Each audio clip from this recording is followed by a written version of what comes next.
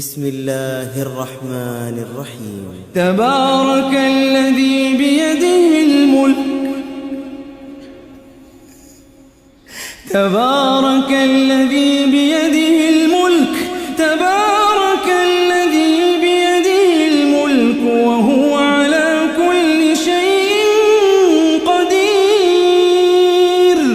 الذي خلق الموت والحياة ليبلوكم أيكم أحسن عملا وهو العزيز الغفور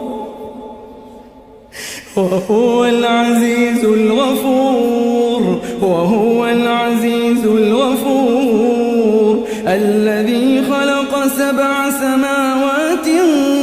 طباقا ما ترى في خلق الرحمن من تفاوت فارجع البصر هل ترى من فطور ثم ارجع البصر كرتين ينقلب إليك البصر خاسئا وهو حسير ولقد زينا السماء الدنيا بمصابيح وجعلناها رجوما للشياطين وأعتدنا لهم عذاب السعير وللذين كفروا بربهم عذاب جهنم وبئس المصير إذا ألقوا فيها سمعوا لها شهيقا وهي تفور تكاد تميز من الغيظ كلما ألقي فيها فوج سألهم خزنتها ألم يأتكم نذير قالوا بلى قد جاءنا نذير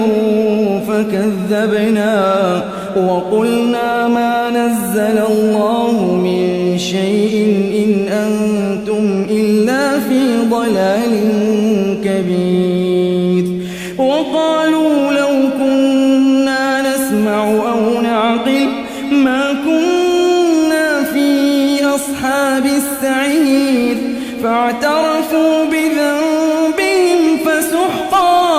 فسحقا لأصحاب السعير إن الذين يخشون ربهم بالغيب لهم مغفرة وأجر كبير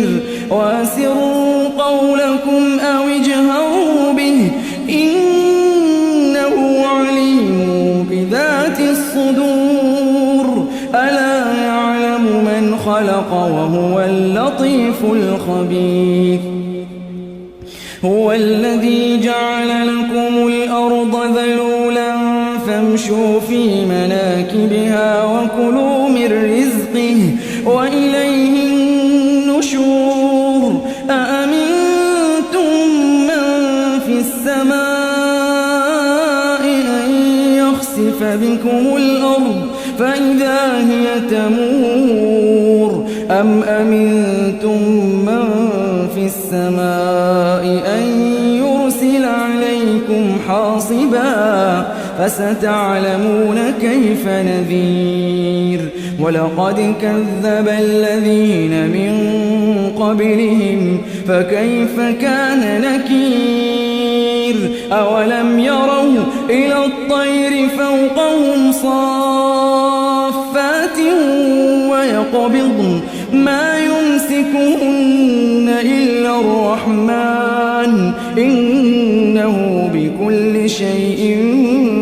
بصير أمن هذا الذي هو جند لكم ينصركم من دون الرحمن إن الكافرون إلا في غرور أمن هذا الذي يرزقكم إن أمسك رزقه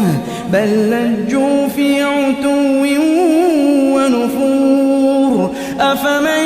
يمشي مكبا على وجهه